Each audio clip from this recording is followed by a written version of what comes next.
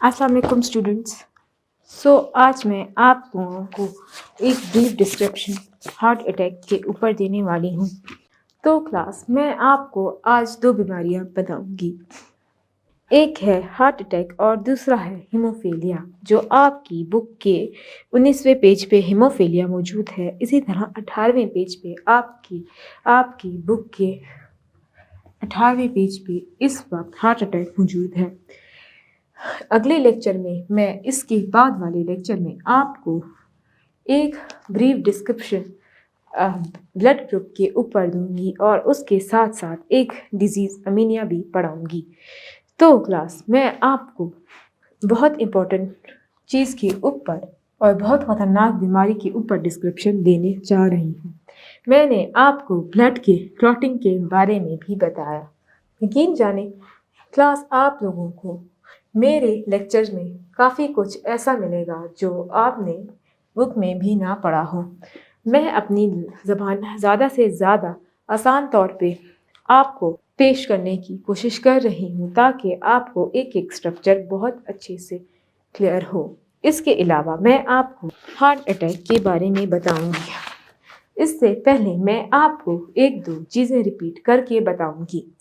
میں نے آپ کو اس چیپٹر کی ابتدا میں بہت کچھ پڑھایا. اس پورے چیپٹر کے ابتدا میں نے آپ کو 1-2 چیزیں بہت سلیقہ مندی سے بتائی. سب سے پہلے میں نے آپ کو ہارٹ کے بارے میں بتایا. ہارٹ ہم لوگ ایک چیز کو کہتے ہیں، یہ ایک پمپنگ آرگن ہے. پمپنگ آرگن مطلب کہ یہ دھڑکنے کا کام کرتا ہے، یعنی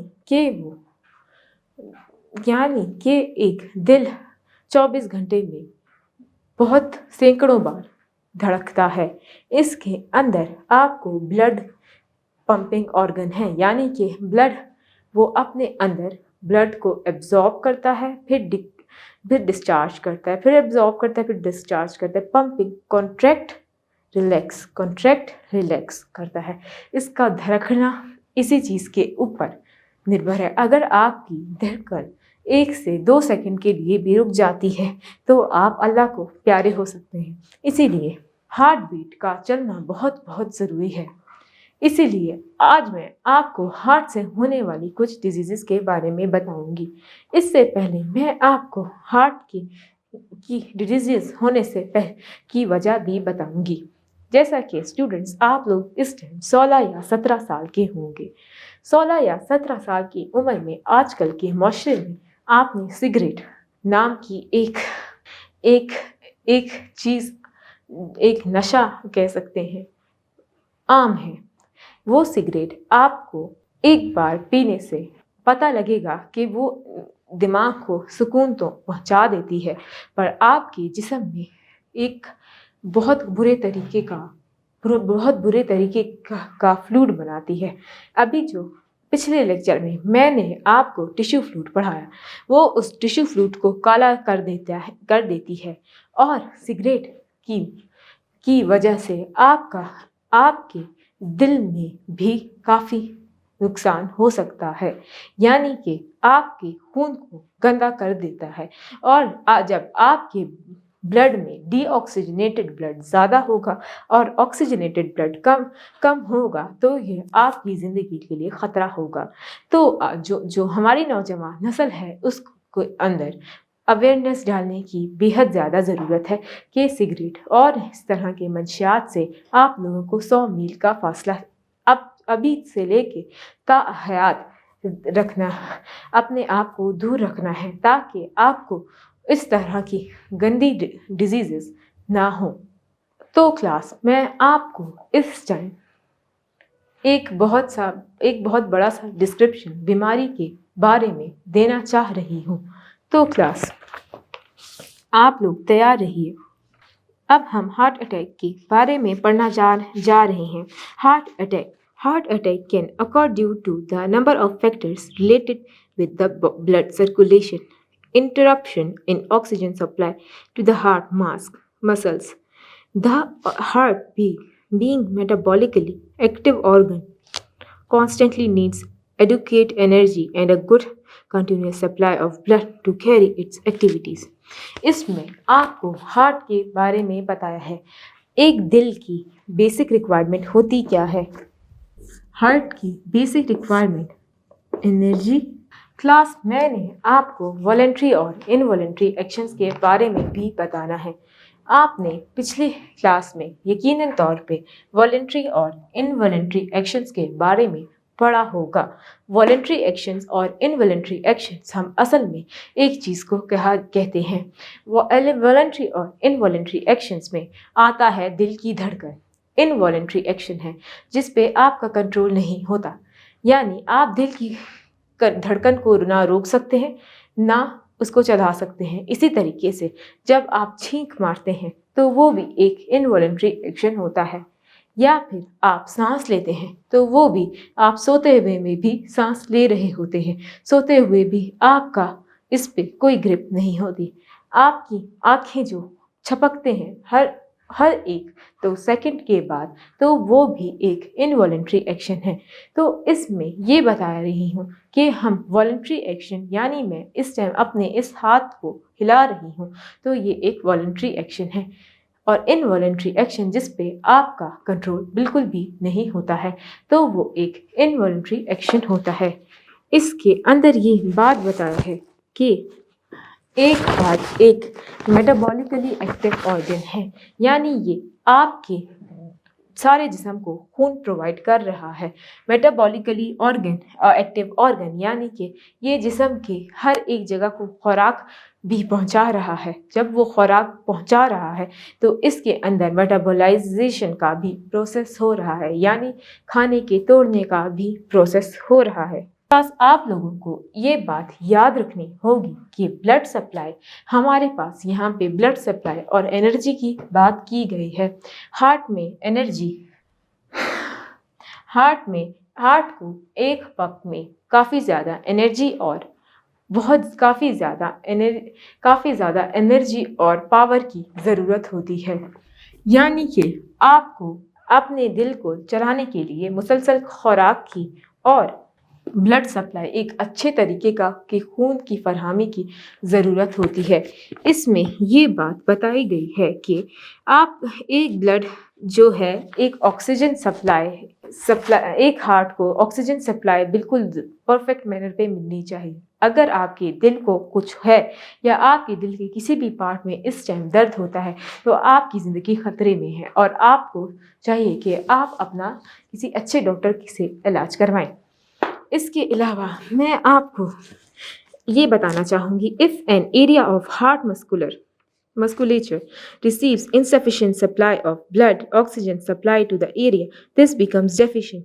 Due to its deficient supply of oxygen, cardiac muscle, which is extremely sensitive, will die and this will result in heart attack. اس کے اندر کارڈیک مسل کے بارے میں بتایا ہے. کارڈیک مسل ایک بہت زیادہ سینسیٹیو مسل ہے جو ہارٹ کے اندر پایا جاتا ہے.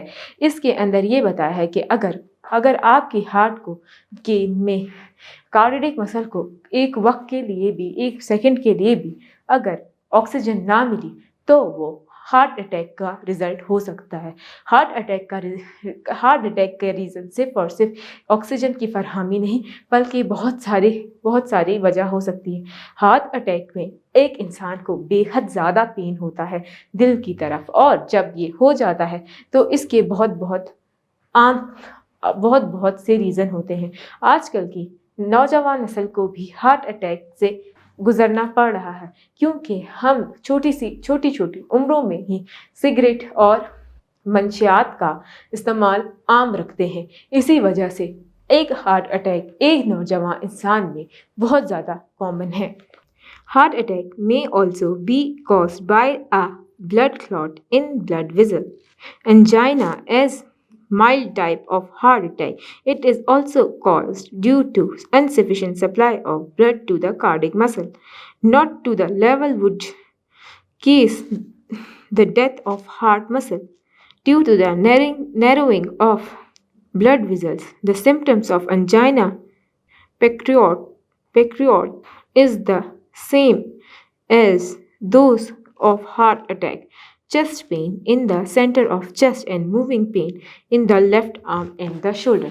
क्लास इस पैराग्राफ में हमें ये बात बताई गई है कि आपके हार्ट को के अंदर एक कार्डिक एंजाइना पेस्टोरस का जिक्र हुआ है और इसके अलावा इस लफ्ज़ के अलावा आपको एक और लफ्ज़ का है वो कार्डिक मसल। मैंने आपको ये अपने पिछले लेक्चर में बताया है।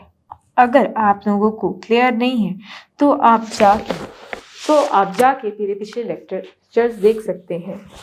क्लास में इसमें आपको कार्डिक मसल के बारे में बताऊंगी। कार्डिक मसल एक ऐसा और हार्ट के पास ही मौजूद होता है, बल्कि ये एक बहुत सेंसिटिव और बहुत हसास किस्म का एरिया है, जहाँ पे अगर इसको ऑक्सीजन की फरहमी ना मिली तो इंसान की डेथ हो सकती है ड्यू टू हार्ट अटैक। इसके अलावा कार्डिक मसल के बारे में एक और चीज़ भी बताई है।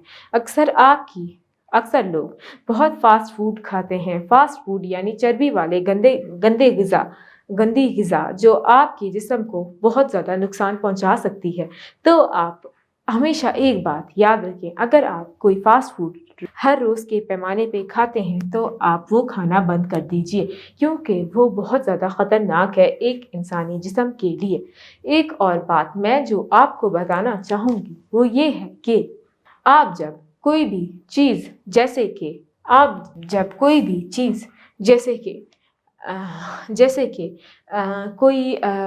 कोई ऐसी चीज़ हो गई जैसे कि कोई चिप्स या कोई पनीर से भरी हुई कोई पिज़्ज़ा या कोई ऐसी चीज़ खाते हैं और रेगुलर बेसिस पे खा रहे हैं तो वो खाना छोड़ दें। वजह ये है कि आपकी रगों के अंदर क्लॉट्स बन जाते हैं। ये रगों की रवानगी हो रही है, ये एक रग है, अगर इस पे चर्बी की लेयर जमा हो जाए तो इसके अंदर क्लॉट्स बन जाते हैं। वो क्लॉट्स बेहद ज़्यादा ख़तरनाक है एक इंसानी जिस्म के लिए, और वो क्लॉट्स जब खून की रवानगी को आहिस्ता आहिस्ता करके रोकना शुरू करते हैं तो खून हार्ट तक ही आके मुसल्लत हो जाता है, जिसकी वजह से कार्डिक मसल फट भी सकता है और एक इंसान की मौत भी हो सकती है। ये वाला हार्ट अटैक एंजाइना पेक्टोरस की वजह से होता है। एंजाइना पेक्टोरस असल में हम लोग किस चीज़ के लिए वो कहते हैं, अक्सर लोग आपने सुना होगा जिसको आपके घर में या क्या आपके किसी रिश्तेदारों में हार्ट की डिजीज़ हो तो वो अक्सर एक लफ्ज़ इस्तेमाल करते होंगे कि इसको एंजाइना पेन हो रहा है। तो एंजाइना पेन असल में बेसिकली इस चीज़ के लिए है कि इस दर्द का ज़्यादातर पता नहीं होता, वो इन डॉक्टर्स के लिए भी डायग्नोज करने में मुश्किल होता है। लेकिन जब हार्ट अटैक एंजाइना पेन की वजह से आता है तो आपके सीने में बेहद ज़्यादा दर्द होगा और आप मौत के बहुत सख्त करीब आ जाएंगे। वो दर्द जो आप बर्दाश्त करने के काबिल भी नहीं होंगे। इसलिए हर डॉक्टर हमेशा से बड़ी उम्र से लेके छोटी उम्र तक की नौजवान नस्ल को भी वो चीज़ें खाने से रोकते हैं जो उनकी सेहत के लिए बहुत ख़राब है, और ख़राब चीज़ें खाने की वजह से आपके जिस्म में इस तरीके के क्लॉट्स पैदा हो जाएंगे जो आपके जिस्म में बहुत सारी खराबियां कर सकते हैं। इससे अगर आप अवॉइड नहीं करेंगे तो एक बात याद रखिए कि आपकी रगें बंद हो सकती हैं और आपका दिल एक ही वक्त में फट सकता है, जो रिज़ल्ट होगा हार्ट अटैक में, और हॉस्पिटल्स में इस चीज़ को डायग्नोज भी इजीली किया जा सकता है, क्योंकि ये दर्द अक्सर पता भी नहीं लगता और इंसान मौत के मुंह में चला जाता है। Recovery from a heart attack depends upon the extent of damage to the heart tissue. If the blood vessels of heart enhance its capacity to provide the sufficient supplies of blood to these tissues, this can bring about recovery from a heart attack. इसमें recovery के बारे में भी बताया हुआ है। Intersurface of blood vessels to the brain, which result due to the blood clot in the blood vessels. The bursting of blood vessels in the brain cause brain stroke. इसके अंदर काफ़ी कुछ بتایا گیا ہے۔ تو آپ کو یہاں پہ اس کے اندر یہ بتایا ہے کہ آپ اگر اس ہارٹ کو اٹیک سے بچنا چاہتے ہیں تو آپ کو ایک چیز پہ عمل کرنا ہوگا، اور وہ ہے آپ کا بہت اچھے طریقے سے وہ ایسی گندی خوراک، منشیات اور وہ چیزیں جو آپ کے جسم کے لیے اچھی نہیں ہیں ان سے دور رہنا، پہلا تو یہ، اور دوسرا کہ آپ ایک طریقے سے ایک اور کام کر سکتے ہیں، وہ یہ ہے کہ آپ اچھی سپلائز آف میڈیسنس، یعنی کہ آپ اچھی سپلائز آف میڈیسنس اگر لیتے ہیں تو آپ کی جسم میں کوئی بھی قسم کی بیماری پیدا نہیں ہوگی۔ اور اس کے علاوہ اس کا حل صرف ڈاکٹرز کے پاس ہی ہوتا ہے کہ وہ آپ کو ریکوری کے لیے ایک اچھی پلز یعنی دوائیاں دیتے ہیں، جس کی وجہ سے آپ کی رگیں کھول دی جاتی ہیں۔ اکثر لوگ انجیکشن بھی لگاتے ہیں تاکہ ان کے جسم کی چربی پگھل جائے اور ان کے وینز میں جو کلاٹس بنے ہیں وہ کھل جائیں، اور اس کا ایک حل اینجیوگرافی بھی ہے۔ اینجیوگرافی تب ہوتی ہے جب ایک انسان جس کو باڈی میں کلاٹس بنے ہوں، یعنی چربی وینز میں آئی ہو، تو ان کی رگوں کے اندر ہم لوگ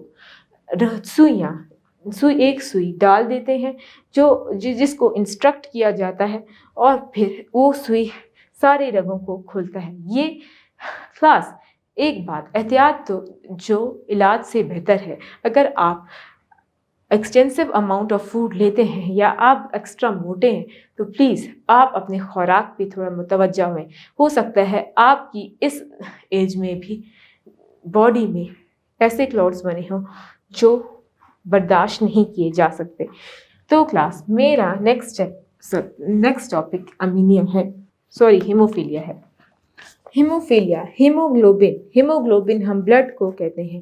ہیموگلوبن ہماری باڈی میں بھی پایا جاتا ہے، اور ہیموگلوبن ہم آرتھروپوڈز کی باڈی میں بھی پایا جاتا ہے، یعنی کیڑے مکوڑوں کی باڈی میں بھی۔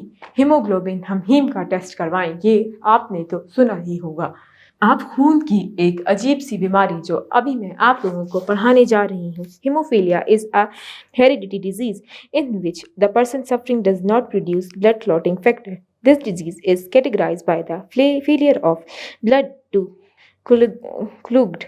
If a person is suffering from this disease, have an injury from which the blood flows, the body will not clog or clot, will clottage insufficiently to stop the flow of blood.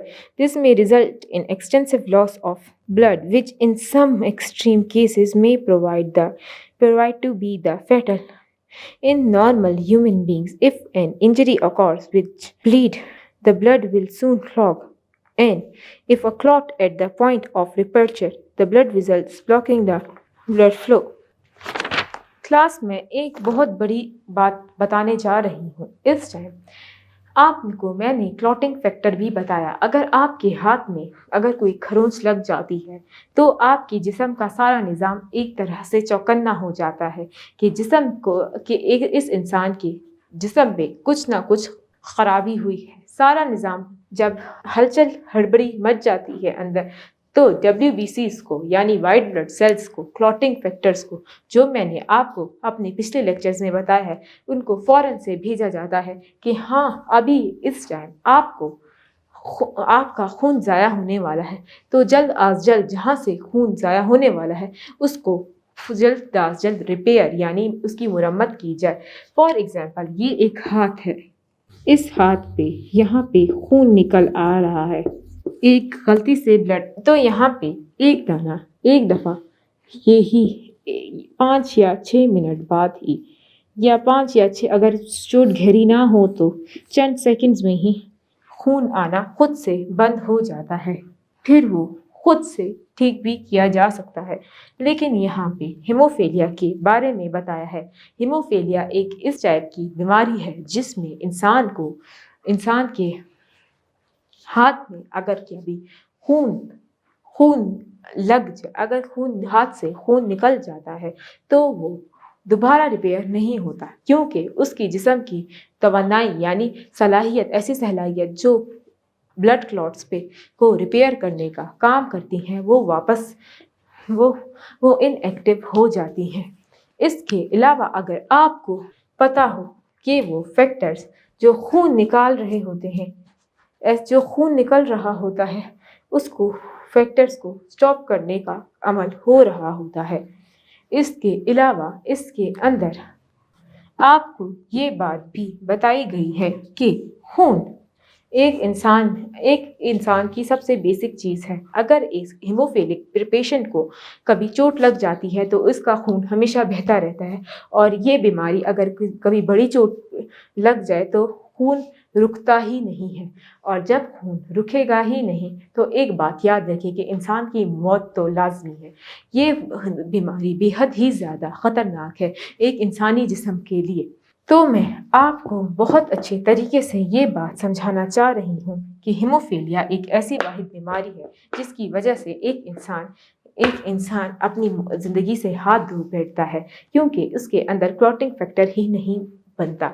ये इस बीमारी की precautions हमें अब तक दी नहीं है, लेकिन एक तरीका है कि अगर एक इंसान दूसरे जिस्म से कोई जो हेल्दी इंसान हो उसके अंदर से खून अपने खून में ले ले तो वो हीमोफिलिक पेशेंट से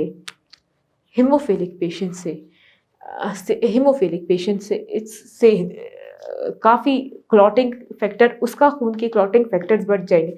बट इसके लिए आपको काफ़ी 120 दिन बाद दोबारा से खून चेंज करने की ज़रूरत है। तो ब्लड दूसरे से ले लेना, अपने जिस्म में डाल लेना हीमोफिलिक पेशेंट के लिए अच्छा है, लेकिन ये बहुत ज़्यादा महंगा है जो गरीब लोग अफोर्ड नहीं कर सकते। तो मैंने आज आपको हार्ट अटैक और हीमोफीलिया के बारे में ब्रीफ डिस्क्रिप्शंस दी, जो आपको बहुत अच्छे से क्लियर हो भी चुकी होंगी।